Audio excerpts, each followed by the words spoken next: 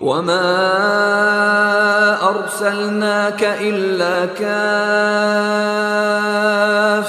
لِلنَّاسِ بَشِيرًا وَنَذِيرًا وَلَكِنَّ أَكْثَرَ النَّاسِ لَا يَعْلَمُونَ. السلام عليكم ورحمة الله. أعوذ بالله من الشيطان الرجيم. إما يبلغن عندك الكبر أحدهما أو كلاهما فلا تقل لهما أف ولا تنهرهما وقل لهما قولا كريما واخفض لهما جناح الذل من الرحمة وقل رب ارحمهما كما ربياني صغيرا. إما يبلغن عندك الكبر. Bu ayet nimaga dalolat qiladi? Nima uchun ota-ona yashagan vaqtda farzandlarga bakroq ehtiyoj tushadi? Wahfid lahuma janahaz-zull minar-rahmah. Bu oyat nimaga ishorat qiladi? Rasululloh sallallohu alayhi va sallamning anta va malik li abik, ya'ni sen va sening mening dadoningdir degan hadisning ma'nosi nima? Ota-onaga ihson qilishning natijasi va uning inson hayotiga bo'lgan ta'siri nimalardan iborat? Ihson insonni qiyinchilik va balo-ofatlardan qanday qutuldirdi? Yuqoridagi savollarning javobi uchun qani suhbatimizning davomiga marhamat.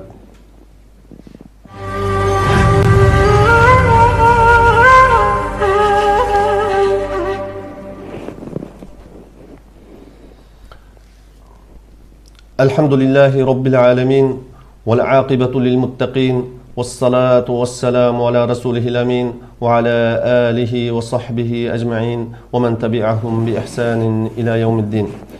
Hürmetli qarindoshlar, bugun biz Allohning yordami bilan huquq va majburiyat nomli programmamizning 8-bölümini sizlar bilan o'rtoqlashish uchun men Nizomiddin Tamkini huquq va majburiyat nomli suhbatimizning doimlik mehmoni ustoz Muhammad Ali bilan bir araya keldik.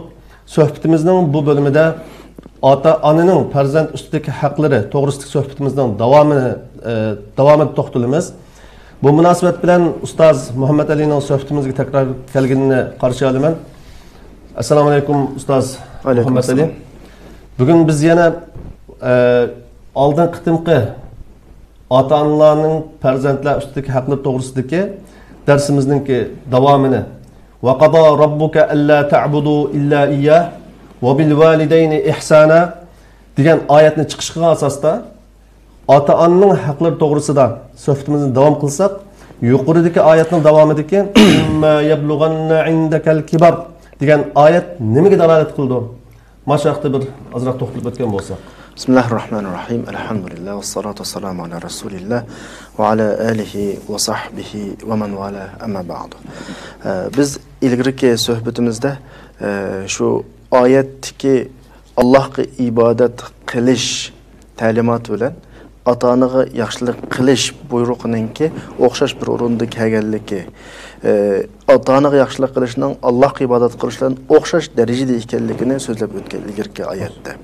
Shu oyatning oxirisidagi imma yablughanna indakal kibar degan oyat ota-ona bola munosabatidagi o'zgarishchan holatning tasviri bo'lsa kerak. Ya'ni ota-onang sening qishingda yosh cho'nguyib, yashinib qari holatga kelsa degandek bir ifodalayotdi bu oyat. Oyatda ayndaka degan bir ifoda qo'llanilgan. Ya'ni sening qishingda deb. Endi bu sening qishingda degan ifodani biz tushunish uchun normal ota-bola munosabatidagi bir ifodalashlar bor.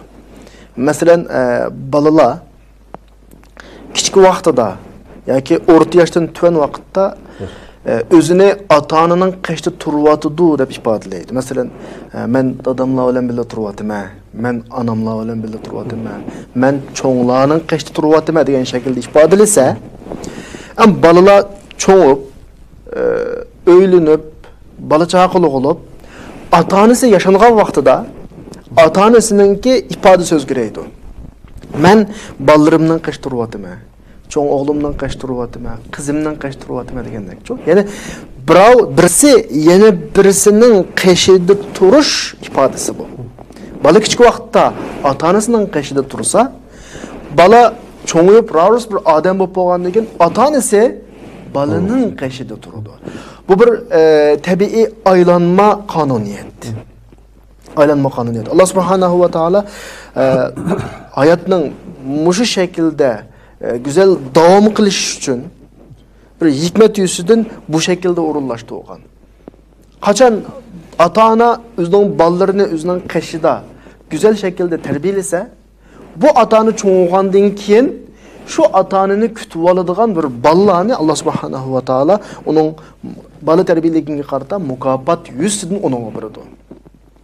Endi bu balani o'zining ota-onasini güzel kutgan bu balaning kelgusidagi hayotida güzel kutinadigan bir holat uningga qarab kelyapti yani. Uning bolalari xuddi bu ota-onasini qanday shaklda qishida baqqan bo'lsa, bolalarimi o shu shaklda uni baqish uchun bir hozirlanayotgan bo'ladi. Bu yerdagi ayndi, ya'ni qishida ifodasi inson cho'qim ya bola ota-onaning qishida turib yashaydi yoki ota-ona balaning qishida turib yashaydi. Bu xil shakldagi munosabat. Ya'ni bu yerda balığımı hem bir signal, ata-onagımı hem bir signal. Ata-onaga qanday signal? Bugün balağını qanday şekilde terbiyelesen, sen kelgüsde onun neticesini hayatta görürsen. Balağa qanday signal? Ata-onaga qanday muamele qilsang, bugün senden qachon turayotgan şu ata-onaң qanday muamelaga uchursa, erta ögün sen şundan qachon turayotgan balağından aynı muameleni qanday qilsa görürsen. Şunlaşqa ayette ayndeke qishida turish ifodasi qo'llanib bizga qanaqa qilyotdi? Bu jihatda tavsiyalarni beryotdi oyat, ta'limotlarni beryotdi. Bunda hargiz ta'tirib qolgan ahvol bek nadir uchraydi. Masalan, ota-ona bolalarini go'zal tarbiyaladi, bolalari u ota-onani keyin tashlaydigan ahvol. Yoki bir bola o'zining ota-onasiga ajoyib yaxshilik qildi, ota-onasiga solih bola bo'ldi, kelgusida buning bolalari buningga oqila qiladigan ahvol nadir topiladi. Yuqori degandek prinsip shu. Sen balangni go'zal tarbiyalaysan, balangning yaxshilik qilsa. Balang seni yaxshilik qiladi, u o'zining balasining nimasiga kirishidi, yaxshilik qiladi. Bu shaklda qonuniyat. Bu dunyodagi ya'ni naq ko'rildigan Alloh bekitgan qonuniyatlarning birisi. Alloh razı olsun. Endi biz jamiyatda ba'zi kishilardan ya'ni shuna bir so'zni oldik. Mayli vatanda bo'lsa, mayli sirtda bo'lsa, masalan bu g'arb ellarda ko'p, ammo bizning musulmonlarningki, xususan biz Sharq Turkiston musulmonlarining ichida bunga o'xshagan ishlar yo'q deyarlik deb bilamiz. Ota-ona yashangandan keyin yashanganlar santuriyasiga olib qo'ydigan o'shunda ahvollarmi mavjud degan gap so'zlarni angladik. Vatanimizning ba'zi rayonlarda az sondagi ba'zi kishilarningki masalan. Endi mana shu turdagi farzandlar o'zining sharoit turib, ota-onasi bilan birga yashashdan yoki xizmatini qilishdan mayli ig'ri ko'rsin, mayli o'zining kundalik turmushdagi hayotdagi xizmatlarining sababidan bo'lsin, yaxshi qarab bo'lolmayman degan sabab bilan bo'lsin, ularni qirlar santuriyasiga olib qo'yish. Bu ota-onaga aq, ya'ni huquq qilganlik, ihson qilmaganlik hisoblanadi. Agarda bu shuni qilgan bo'lsa, buni bu dinimizda bu turdagi farzandlarga qanday qaraydi? Endi bizning faxrlanadigan tarafimiz shu. Bu qirla sanatoriyasi, yashalganlar sanatoriyasi, ya'ni ota-onasini olib u yerda tashlab qo'ydigan ahvol bizning musulmon bo'lish sifatimiz bilan, har bir odam o'zining musulmon deyish sifati bilan bizda mavjud bo'lmaydigan. Endi bir jamiyatda anda-sanda ba'zi ahvollar bo'ladi, ammo bir jamiyat bo'lish sifati bilan, bir jamiyatga umumiy nazar nuqtasini aytgan vaqtda buni biz g'ayri-islomiy jamiyatlarda, ya'ni islom jamiyatining g'ayri jamiyatlarida buni normal ko'rayotgan ahvol, balkim sizlar aytayotgan bu gaplarmi shu sizlar g'ayri-islom jamiyatidan o'rnak olib so'rayotgan savol, ammo islom jamiyati bo'lish sifati bilan, dada bir musulmon bo'lish sifati bilan, bola musulmon bo'lish sifati bilan, dada o'zining bola tarbiyalashdagi majburiyatini to'liq ado qilgan bir dada bo'lish sifati bilan dada bola o'tirsida bu xil shaklda asla ahvol tepilmaydi va tepilmasligi kerak. Ya'ni o'zini musulmon deb qaragan bir odamning qiladigan ishi emas. Ya'ni biz bu to'g'risida uni oq yo'lda, oq yo'lmida ota-onasiga yaxshilik qildi, yomonlik qildi degan bobda so'zlayolmaymiz. Chunki bunday ahvolni biz yo'q deb hisoblaymiz. Ya'ni bo'lmasligi kerak o ahvol. Bu bizning İslam cemiyetideki, mayli biz Türkistanlıklarning cemiyeti olsun yoki boshqa musulmonlarning cemiyeti olsun, İslam cemiyetida bo'lmaydigan bir ahvol. Chunki bizning cemiyetimizda oila munosabat deydigan bir munosabat bor. Oila balalar ota-onalar bilan, ota-onalar balalar bilan bo'lgan bir mustahkam ajramas bir munosabat bor. Biz oldingi soatlik darsimizda deb o'tgandek g'arb jamiyatidagi o'xshash ota-onasini yilda bir qitim yo'qlaydigan yoki yillab, oylab ota-onasi bilan kurashmaydigan, qarindoshlar bilan kurashmaydigan ish yo'q bizda. Biz intayin cho'nqur bir munosabatga ega. Bu bizning islom jamiyatimizningki faxrlanadigan ijobiy ko'rinishlardan bir ko'rinish. Biz uning u tarafiga o'tib, u tarafdagi ahvolni tasavvur qilib, uni hukm chiqara olmaymiz. Chunki unda ahvol bizda yo'q va bo'lmasligi kerak musulmon bo'lish sifatimiz bilan.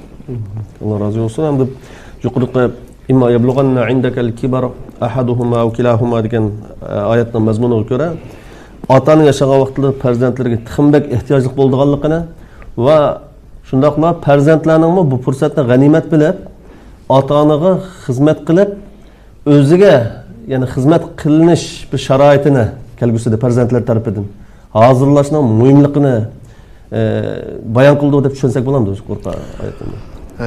Tabii hadisda keldi sizning gapga qarata qo'shib so'zlasam, ota-onasi yoki ikkisining birini hayotida tepib, ya'ni hayotida ikkisining birisi bilan yashab, jannatga kirmagan odamning holiga voy. Raghima anfu abdin adraka walidayhi aw ahadahuma falam yadkhulul janna. Ya'ni inson nisbatan ota-onasini hayot vaqtida birga yashash ota-onasi bilan hayat vaqtida ota-onasining bo'lishi, ya'ni kichik vaqtda tug'ilishdan ilgari o'lib ketgan yoki kichik sabiy vaqtida o'lib ketgan o boshqa. Normal bir inson bo'lib, normal jamiyat yashagan holatda ota-onasining qayshida bo'lishi inson nisbatan jannatga kirishning eng cho'ng fursati. Endi jannatga kirish, ajr savob erishishdan boshqa nuqtadan aytgan vaqtdimi inson tabiatida bir xil fitrat bo'ladi. Ya'ni inson o'zining dunyoga kelishiga sabab bo'lgan bir kishi, o'ziga yaxshilik qilgan bir kishi, o'zini yashatgan hisobda hayotda, o'zini mushu holatga kelishiga sabab bo'lib tarbiyalagan bir kishiga yaxshilik qilsa, insonning vujudidagi tabiatda u insonga bir xil huzur bag'ishlaydi u. Ammo shu aksicha o'ziga hayotida yaxshilik qilgan ham, ota-onadan ulug' yaxshilik qilgan odam yo'q insonga. Buningga qattiqlik qilish, buningga yaxshilik qilmaslik va buningdagi insoniy bir qarz bor.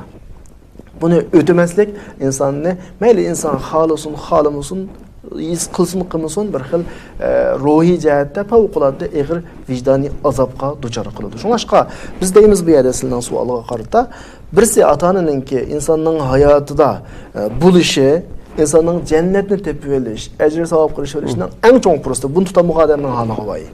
Ikkinchidan, hayotda bir huzurliq yashashninki psixik jihatdan insonningki vijdon azobiga qolmaslik uchun eng cho'ng fursat.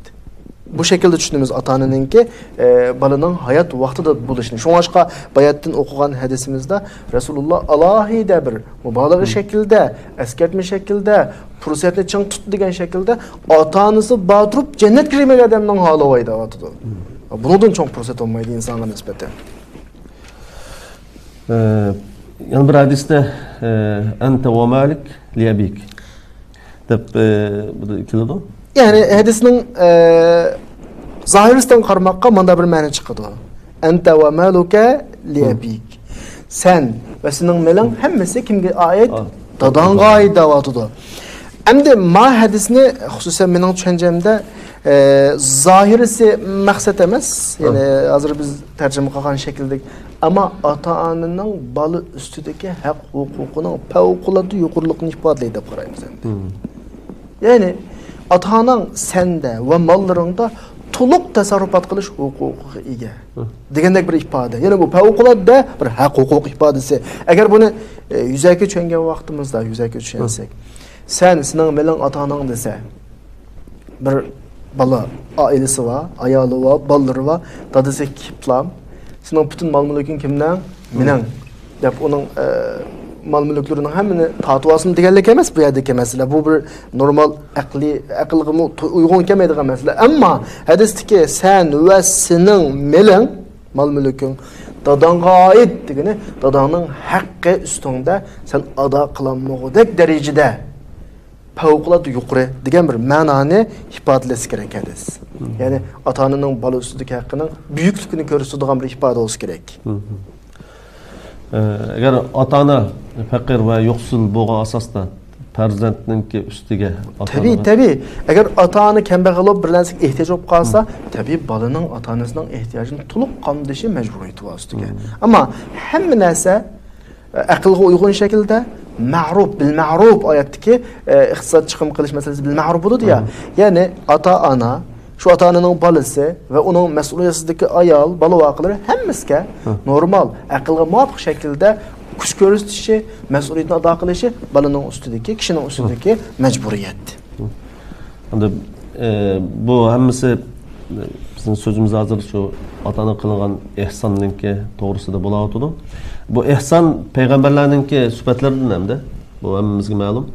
Payg'ambarlarninki Qur'on Karim qaraydigan bo'lsaqmi, İsa alayhisolamning onasi qanday ihson qilganligini va barran bi validati va lam yaj'alni jabbaran shaqiyya degan oyatdanmi ko'rib olaymiz.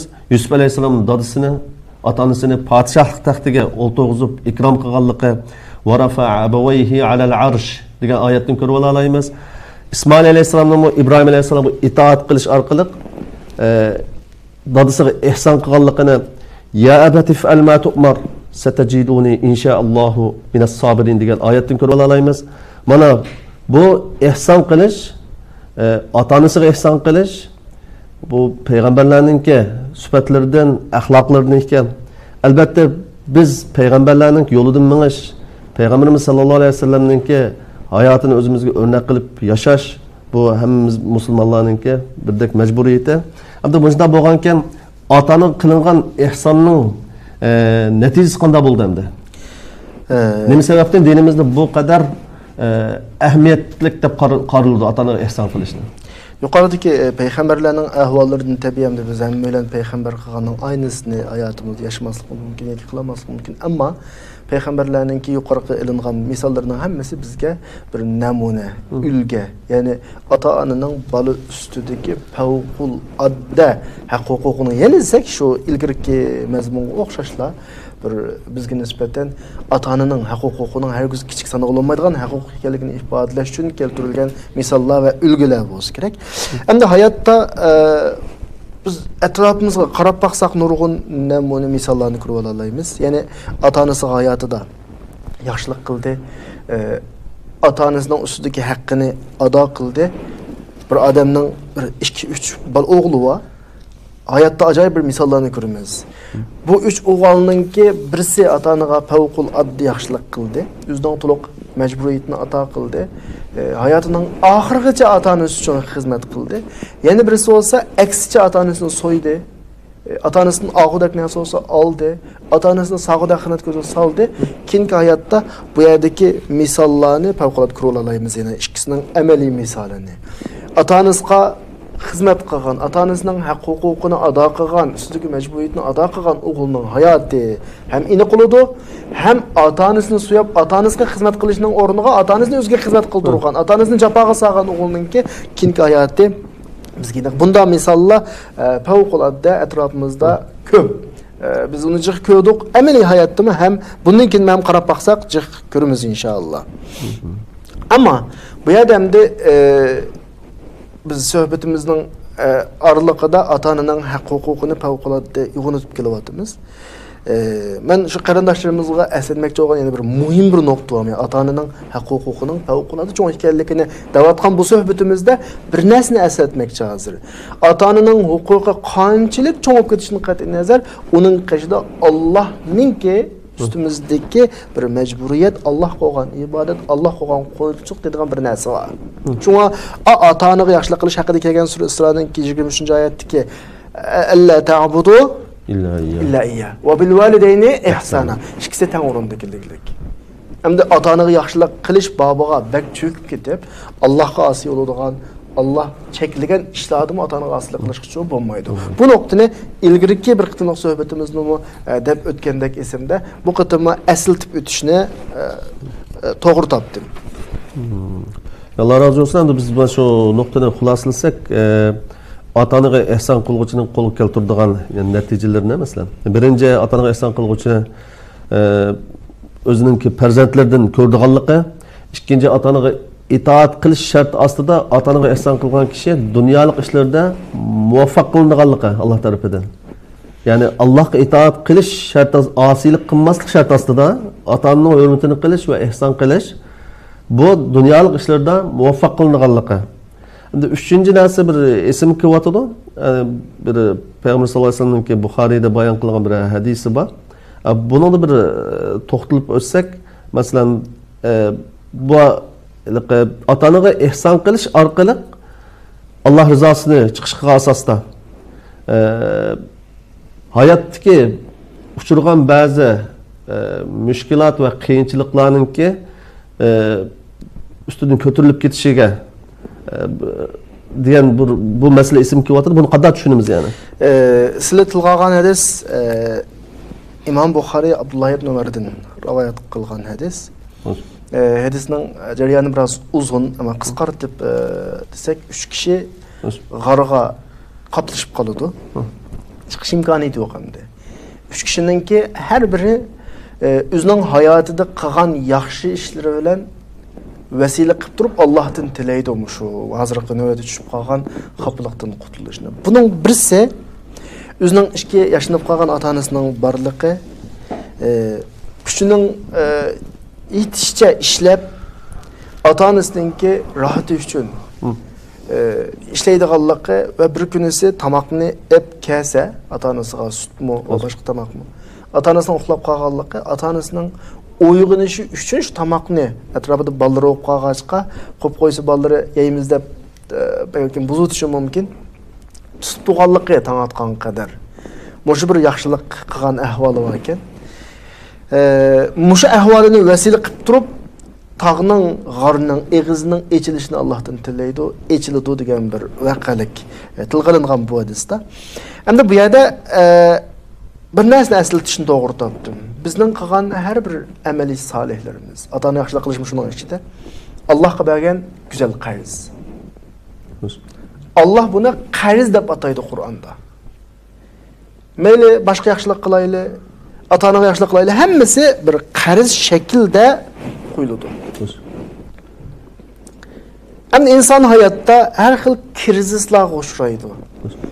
Qiyinchiliklarga uchraydi. Müşkilatlarga uchraydi.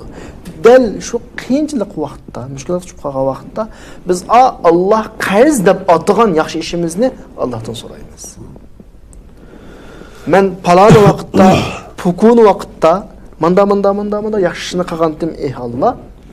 Mushu yaxshi ishimni ning hurmati ustidan mendan bu musibatni ko'tarasizlar. Meni bu qiyinchilikdan qutqizlar. Bu bir Allah subhanahu va taoloninki qonuni. Peygamber aleyhissalatu vesselam'nınki bizge yol qo'yib bergan sünneti, bizni shuningga yetaklagan. Buni ayyamulloh deb ataydi. Allohning kunlari, ya'ni insonning qilgan salih amallari Allohning nazarida bir qarz shaklda insonning shu salih amallarni qilishga sarf qilgan vaqtlari Allohning vaqtlari, Allah bilan bir o'rinda bo'lish, masalan, o'zini Alloh bilan yaqin tutish degandek bir xil ifodalar qo'llanildi. Del ehtiyaclı qo'ygan vaqtida. Masalan, etrafımızda nurg'un güzel ishlar var. Bir adamning hayotini qutqazdik. O'zimizning hayoti xatarga uchrashga qaramay. Bir adamning ig'ir ishiga yordam berdik. Bir qizning yo'ldan chiqib ketmaslik uchun uning to'y qilishiga berdik. Yordam berdik. Shunga o'xshagan bir misolga bu endi. Bir balaninki yaxshi tarbiyalanish uchun uni maktablarda o'qitish va oxirigacha o'qitishga kepillik qiladigan bir yo'llarni hozirladik. Va shunga o'xshagan bir ishlar bor, yaxshi ishlardan. İnsan hayotida boshqalar bek farq etmaydigan, faqat o'zi bilan Allohning o'tirdirilgan bir ishlar bo'ladi. Ajoyib ajri ko'p ishlar. Bu ishlar deganimdek Allohga bergan qarz hisoblanadi. Alloh ashla atadi buni. Amaliyot yaxshilarni qilsak o'zimiz uchun qilamiz, ammo Alloh bu yaxshilarimizni qarz qarda hasan degan ibora bilan qabul qildi. Dal musha qarzlarimizni lozim bo'lganda ishlatamiz. Ya'ni shu bayatdan sizlar tilga olgan hadisdagi g'arga qaplashib qolgan kishilarning yaxshi ishlarini vasila qilib turib qutulganga o'xshash eng qiyinchilik kunlarda qiyinchilik uchib qolgan vaqtda shu qarzni ishlatamiz. Dal ota-onaga yaxshilik qilishmi, dal buyuk yaxshiliklarning qatoridan biz oldingi darslarimizda va bu darsda o'tganda Allohga ibodat qilishdan teng darajalik bir ish, teng darajaga qo'yib ifodaladi Alloh. Bu Allohning nazarida cho'ng bir buyuk qarz, go'zal qarz.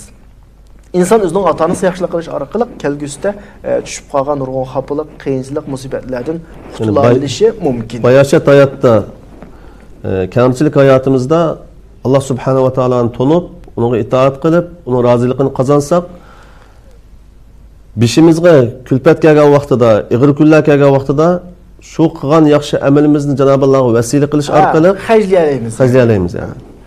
Chunki biz o'zgarishgan bir dunyoda yashayapmiz. Hech kim o'zininki bugungi kunning davom qilishiga kafolatlik qilolmaydi. Bugun bir odam rais, atsi mahbus. Bugun bir odam boy, atsi gadoy. Va hozir mushta bo'didu ahvolchi.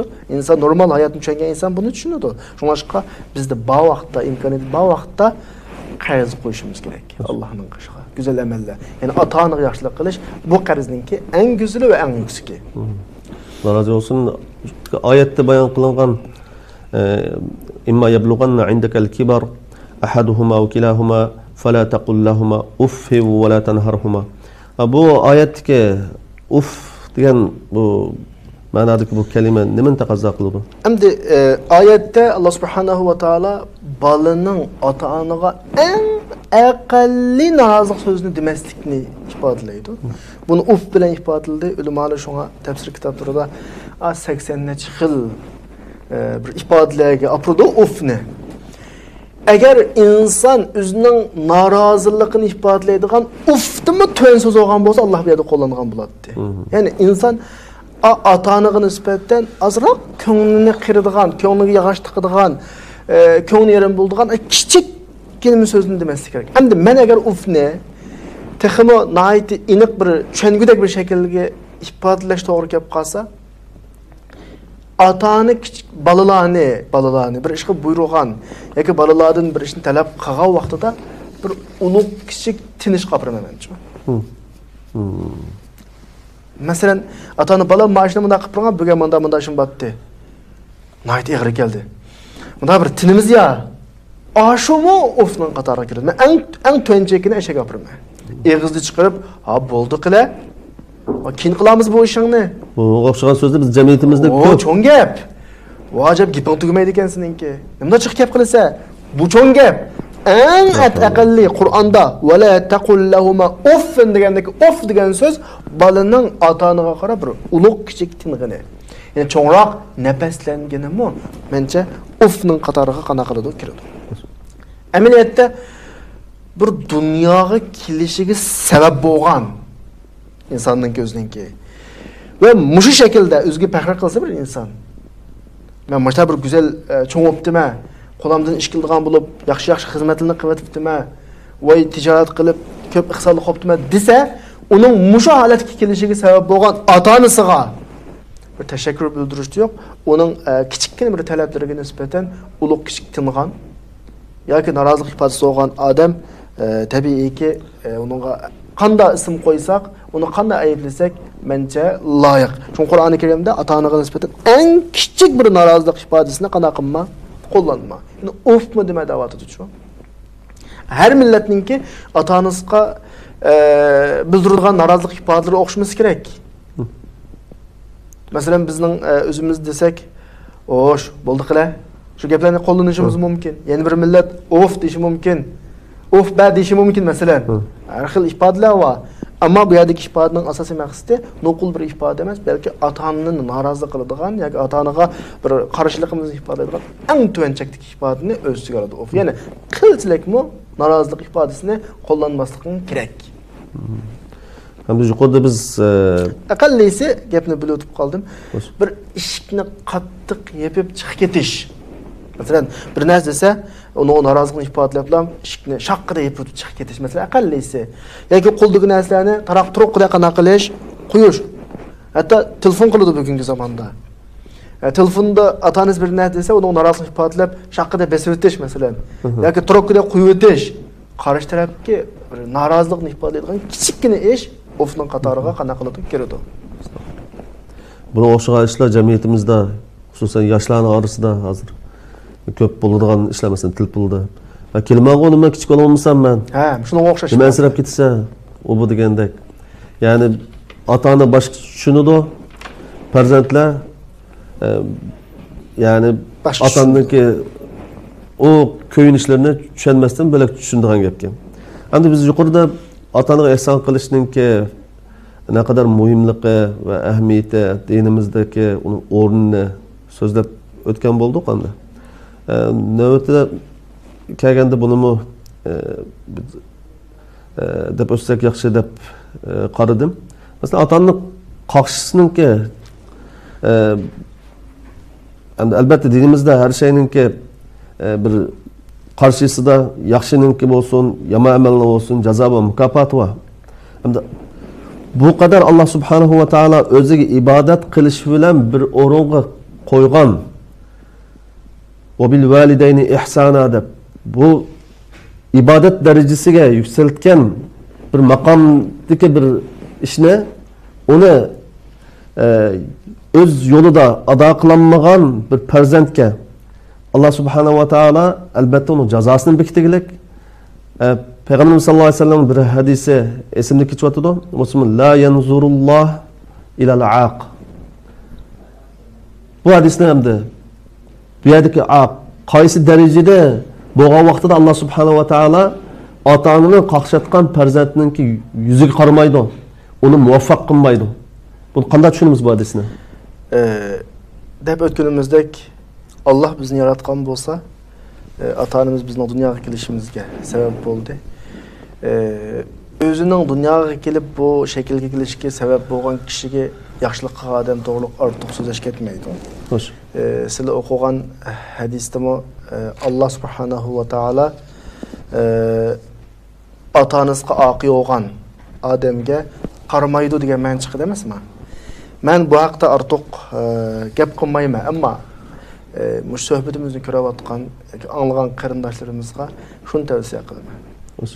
Ota-onasiga oqi bo'lgan, ota-onasiga yaxshilik qilmagan, ularni norozi qilgan, ota-onaning buyuk aqlini deb o'tdik ya. Ayoliga yaxshilik qilmagan, bolalariga yaxshilik qilmagan odamdan asla yaxshilik kutish bo'lmaydi. Meyli o'zaro hamkorlashib tijorat qilish, o'rtoqlashib xizmat qilish va billa har qanday ishni qilishni asla o'ylashmaslik kerak. Bir odam bilan bir yo'lda men uchun meyli qaysi soha bo'lsin, bu odamning ota-onasiga yaxshilik qilganga qarash kerak, oilasiga yaxshilik qilganga qarash kerak, bolalariga yaxshilik qilganga qarash kerak. Ota-onasiga yaxshilik qilmagan insondan boshqa insonga asla va asla yaxshilik kutmaydi. Hadisda az ilgari sizlar o'qigan hadisda Allah qaramaydi dedi ya. Ben qarindoshlarga tavsiya qilaman, bizning ota-onaga yaxshilik qilmagan odamga qaramasligimiz kerak. Unda odamdan cho'ng umid kutgili bo'lmaydi. Shu naq maydon ko'rayotgan qarindoshlarimizning birisi savol o'rtatilak. Endi ota-onaga yaxshilik qilishga amalsiz qolsa debdi. Masalan, ya'ni hozirgi vaziyatimizda masalan, sizlar bizlarmi shu ota-onamiz vatanda, biz sirtda qoldik. Bu vaziyat ostida qanday qilish kerak? Hamda ilgirki oyatda deb o'tganimizdek, hozirgi vaziyatni aslasa hammalarning ko'ngli yarim bo'ladi. Bendining farzandining ustiga tushadigan majburiyat ayndakel kibar, ota-onaning qishingda bo'lsa, bu bir ifoda va oyatda. Eğer atanımız qishimizda olmasa, vafot etib ketgan bo'lsa, imkoniyatimiz bo'lib qolsa, bo'lmay qolib qolsa, bunun da mas'uliyat üstümüzga tushmaydi. Ammo üstümüzga tushadigan bir mas'uliyat var. U bo'lsa-mu ata-onamizga duo qilish. Hadisda Peygamber Aleyhisselam insondan amili menga üzülmeydi. İlla ki 3 üzülüdü. İnsan dunyodan ketgandan keyin illa ki 3 ishdan üzülmeydi deydi. Bunun birisi salih bola bo'lib Ota-onangizga qana qilish, Duo qilish. Bu şeyde men salih bala degan iboraga azroq bir nazar tashlayman qaytadan. Ya'ni ota-ona kichik balasi tug'ilgan vaqtda bir ota-onaning bir umidi bor. Quchqig'i tug'ilib olgan vaqtida balasiga bir umid bilan qaraydi ota-ona. Shu umid bilan balaga ism qo'ydi. Balaning ismi ota-onaning baladan kutgan bir umidining ifodasi. Shu umid bilan balasini maktabga beradi, tarbiyalaydi. Kelgusida qanday odam bo'lishni o'ylasa ota-ona shu shaklga yo'llantiradi balasini. Bugünkidek ota-onamizdan ayrilib ketgan davrda ota-onamizga duo qilishlar birga halqa hadisdagi valadin solihin degan bir iborat bor-ku, yaxshi bola. Solih degan nima desa, dal ota-onasi kutgan ishlarni qilgan bola. Agar bugünkidek ota-onamizga yaxshilik qilmayotgan kunda bizning qilalaydi, agar haqiqatan ota-onamizga yaxshilik qilganimiz bo'lsa, ota-onamiz bizdan kutgan bir yaxshi ishlar bor dunyoda. Balam kelgusida mandaq odam bo'lsin degan bir umid bor bizda. Shu umidni to'liq ado qilamiz. Onam mening mana shaklda bo'lishimni xohlaydi. Dadam mening mana shaklda bo'lishimni xohlaydi. Shuning uchun men shuni kuch chiqargan. Meni masalan bu yerga chiqartgan, endi bugungi kunda oramiz uzilib qoldi. Men ota-onamning shu umidini aqlayman. Ey Allah, ota-onam meni shu umid bilan bu yerga chiqartganga o'xshash, meni tarbiyalaganiga o'xshash, ota-onamga yaxshilik qilslar, ota-onamning ustidagi musibat qiyinchiliklarni yengillaslar, ularning gunohini mag'firat qilslar deb duo qilish bugungi eng go'zal ota-onaga qilgan yaxshilik hisoblanadi. Aksicha ota-onasi balani shu go'zal orzu-armonlar bilan chiqartdi chet ellarga, uning xafliqini tortib o'tdi. Bununla bu yaxshiligiga javob qaytarish u yoqda tutsin, o'zining vazifasini unutib, boshqa yo'llarga menib, egizpas yo'llarga yoki to'g'ri bo'lmagan yo'llarga menib, ota-onasidan kutgan umidi, ota-onasi aytib o'g'in, "Ha, balam, qanday ahvolingiz, nima ish qildingiz?" degan vaqtda javob bermaydigan bir holatda ota-onasidan ko'ngilsizlikka duchor qilgan ahvol bo'lib qoldi. Mana bu o'xshashlar ota-onasiga oqilik qilgan bo'ldi. Bu nuqta hammalarning kalasida iniq bo'lish kerak. Allah razı olsun. Ayetdeki vaqfid lahuma cenahaz-zulli minar-rahmeh nima ma'noni ifodalaydi? Endi oyat bir xil o'xshatish ifodasini qo'lga olib bu yerda. Ota-onaga cenahaz-zulli minar-rahmet deb janah normalda qanot. Bir qushning qanoti. Qushning qanoti normalda qushning yuksak havada uçuş için en çok mühim vasıta. Yani bala hayatta yukarı örülüp yüksek makamlara erişişi mümkün. En yukarı bir devletinin reisi olup kalışı mümkün. Çok nam obroyluk kişi olup ketişi mümkün. Meşhurlarının katarından olup ketişi mümkün. Bu vaxtıda balanın kallası da yani ata-onasiga nisbeten bir hürmet buluş gerek, kemterlik buluş gerek. Ota-ona nisbeten kuyunish bo'lishi kerak. Biz ko'ryapmiz, dunyodagi donliq shaxslar, davlatning raislari kishilarning oldida ota-onasining qo'lini suyadi. Ota-onasini quchoqlaydi, peshonasiga suyadi. Bu ahvol ularni hargiz kichiklatmaydi. Balki texim hurmatini qana qiladi, oshiradi. Allohning talab qilayotgani bu yana. Sen har qancha buyuk, yuksak maqomga erishib ket. Qarang, janahaz-zull, janah degan iborat va inson har qancha yuksalishib ketsin, ota-onaga nisbatan o'zini kichik tutish kerak ota-onasining oldida. Buningga kamtar bo'lish kerak, kuyinish kerak. Mana oyatdagi janah iborasi, janah qanotni pastlat iborasi, rahmat iborasining hammasining ifodasi menimcha bu bo'lsa kerak. Ya'ni Yaqub alayhissalom bilan Yusuf alayhissalomning kimi taxtidan tushib ota-onasini ko'tarib taxtga olgan. Bu bir go'zal bir o'rnak bizga nisbatan. Allah razı olsun. Yani bir ayette ve validi ve ma veled deb Allah subhanahu ve taala Adem aleyhisselam ve onun salih farzandlari bilan qasam qiladi bu yerda. Bu qasam bu oyatdagi yani hayotda ota-onalik sistemasini nimadan iborat ekanligini va nimaga dalolat qilganligini biz tushunib o'tsak. Allah Qur'oni Karimda büyük nesler bilan qasam qiladi. Nurg'un qasamlar va tog'lar, daryo bilan va boshqa narsalar bilan. Şunun qatorida va validiu va ma walad. Ata bola bilan qasam qilib. Bu demakchiki, hayot bu shaklda davom qiladi. Ata balalık. Dersimizin 5'ida, söhbetimizin 5'ida deb o'tdik. Ata bala. Bugun sen bala, ertesi sen ata. Ataga vaqtida balang bo'ladi, u balangning kelgusida balasi bo'ladi, u ata bo'ladi. Bu shaklda davom qiladi ma sistem. Xo'sh. Yani hayotdagi inson munosabat sistemasi bu shaklda. Yani Alloh subhanahu va taolo hech kimga ehtiyoji yo'q. Siz bizga ehtiyoji yo'q. Ammo Alloh subhanahu va taolo bu ota-bolalik munosabatni shunchalik kutadiki, otaga otalik majburiyatni asıltıvatıdı bu yerda, balaga balalik majburiyatni asıltıvatıdı. Agar bu ikki majburiyat güzel şekilde ado qilinmaganida hayotlikninki ritmi buzilib ketishi aniq.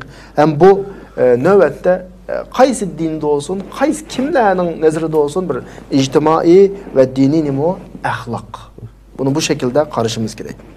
Yani bayatım deb o'tdik, yani tekrar deyish to'g'ri keladi. İnsanın asli tabiati bu. Agar inson mush tabiat bo'yicha ish qila olsa, kundalik turmushi, psixika va boshqa ruhiy jihatda bir xil o'zi tuyib tuymay xushalliqqa erishadi. Chunki u asli tabiati uchun bor. Ammo shunda buning sirtiga chiqqandan keyin gerçi bile qiladi do'shini, ota-onasiga bile aziyat beradi, bilib turib aziyat beradi masalan. Ota-onasi norozi qiladi, ammo ko'nglining bir yerida buningga to'qinish qiladigan bir taraf bo'ladi. Çünkü ata-ona o qanchalik e'tirof qilsin qilmasin, uni to'qqan barliq kelishiga sabab bo'lgan o'z betildi ekan. Shu insonning dunyodagi baxt saodatiningki mayli qaysi nuqtadan qarasak, ochquchi, ya'ni shu ota-onaga yaxshilik qilish, ata balalik munosabatiningki Alloh talab qilgan shaklda saqlanishiga bog'liq, shunga munosabatlik. Endi ota-ona farzandininki o'ziga ehson qilishiga qanday yordam bera oladi? Hem de balının ata-onaga ehson qilish, ota-onasiga yaxshilik qilish nuqtalaridagi taraflari eng burun dadaga munosabatlik. Biz davomli birga takrorlab kelyapmiz, ikkisini ajratib etmadik. Balının ata-onaga yaxshilik qilish, oqi yo'q qolmasligi, ota-onasiga osi yo'q qolgan bola bo'lib qolmaslik uchun dada avval bolasini kichik vaqtida ustidagi majburiyatlarni to'liq ado qilib go'zal tarbiyalash kerak. Uni kelgusidagi hayotga layaqatlik şekilde hazırlaş gerek. Meyli manevi yoki nima jihatda, moddiy jihatda. Bu bir tarafi. Yeni bir tarafi balığa nisbeten talabni favqulodda balaning taqatidan yuqori holatda qo'ymasak, bu ota-onalarning ustidagi masala. Chunki balam bir hayot yashaydi. Balamning bir hayoti bor. Uning bir kundalik vazifa xizmatlari bor. Balaning shu xizmatlar yoki hayotiga ta'sir etkazadigan darajada talablar, yani bu yerdagi talab qo'yish degani ota-onaningki normal ehtiyoj emas.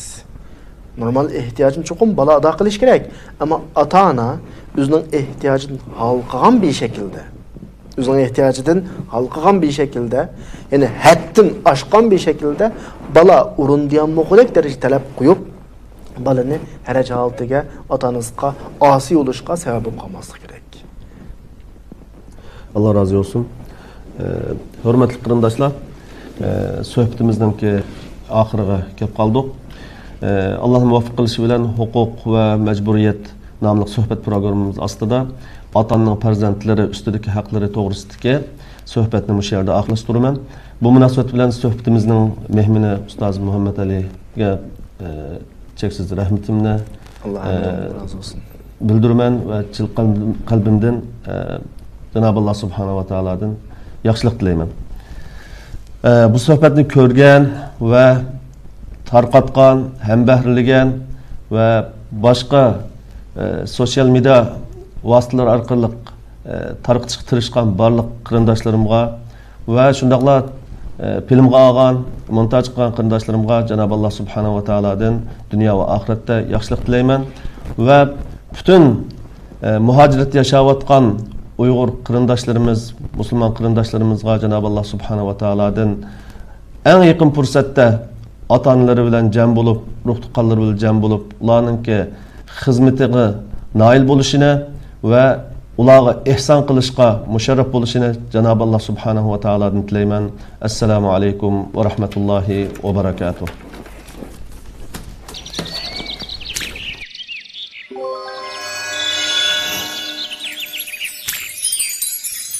وما أرسلناك إلا كافة